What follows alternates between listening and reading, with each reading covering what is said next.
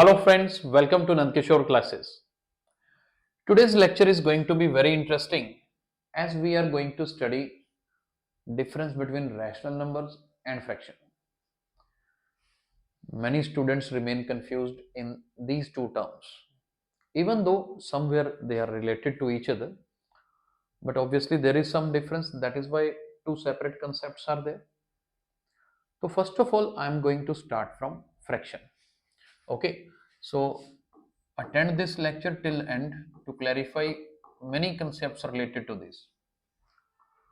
First of all, talking about fraction. Usually we study that fraction is given by like 2 over 7, 3 upon 8, where one numerator is there, one denominator is there. In fact, we say that denominator is the whole part, total parts. For example, if 2 upon 7 is written, that means we are talking about two parts out of total 7 parts. If 3 upon 8 is there, that means we are talking about 3 parts out of total 8 parts. For example, let's suppose you have this circle. Okay, and in this circle, this one portion is shaded. So this shaded portion can be represented by a fraction. And what fraction is it? 1 upon 4. Because total parts were 4, out of 4, 1 is shaded. Right? That is how fraction is very easy to understand. But always remember, fraction is a part of whole. It's always a part of whole. For example, if I take another example, usually students or everybody eat pizza these days, right? So let's suppose we have pizza slices. I'm just giving this example, just one moment. How many slices are there? Total 8 slices are there, right? Total 8 slices are there, and out of these 8 slices, let us suppose these 3 slices are given to a student A. 3 slices are given to student A. Remaining is given to student B. So what fraction student B has got? Student B has got remaining 5 slices, right? No doubt, student B has got 5 slices.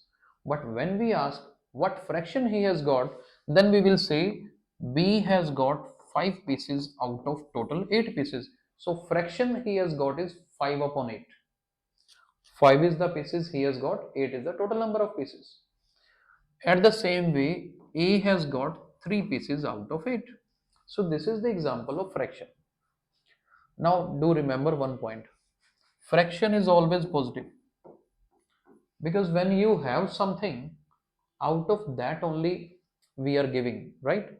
That means fraction is positive always. We are not talking about any negative number. You cannot have anything negative in your hand. You always have, let's suppose, 2 apples, 3 apples, 4 apples. Out of that you can give 1 apple to your friend, 2 apples to your friends. So that is what the theory of fractions. And we usually say that, okay, one is numerator, one is denominator. Denominator can never be 0, because denominator 0 means not defined, right? Now confusion happens in rationals.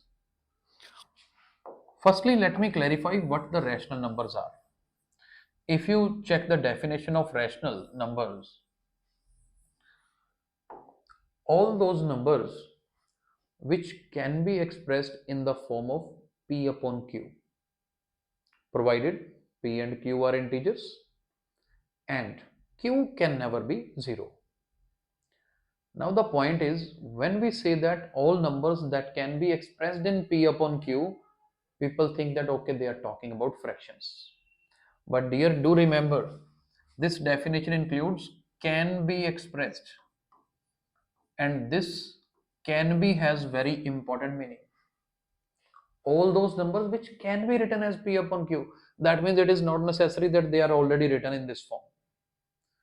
That means if I am having decimal numbers like 0.5, 0.23, they are rational numbers. They are not currently written in p upon q form, they are just a decimal number. But yes, after removing decimal, I can make it in P upon Q form, right? So that means decimal numbers are the rational numbers. These are not the only cases. Let's suppose 2, 3, 4, even though they are integers, still they are rational.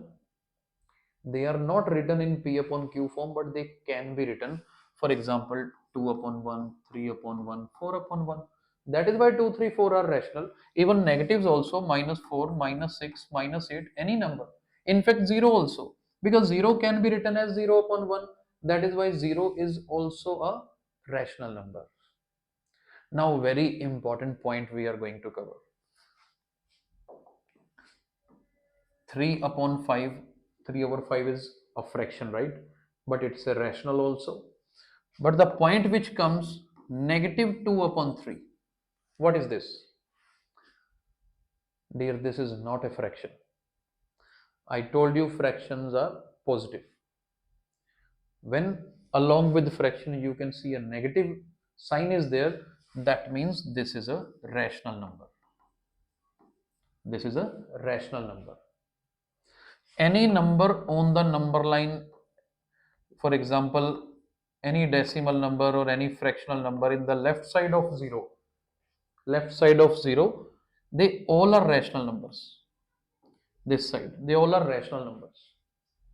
Minus 2 upon 3 also comes in the left side of 0, whereas fraction would remain in the right side. So do remember, when negative sign is used, since fraction comes from anything which we have got from out of a whole, so whole is not negative, right? Whole is a positive number. As explained earlier in today's video, let's suppose you are having 10 apples. You have given 3 apples to your friend. That means 3 upon 10 is given. This is a fraction. But when negatives are coming into picture, what do we call it? We call it rational numbers. Because it's just a P upon Q form. This is a P upon Q form, and rational number definition says P and Q both are integers. Q is not equal to 0 as well. Even my numerator is negative 2, it is an integer. It is the division of an integer. Upper value is an integer, bottom is an integer. We can say it is a rational number. Don't call it fraction. I hope the concept is clarified now.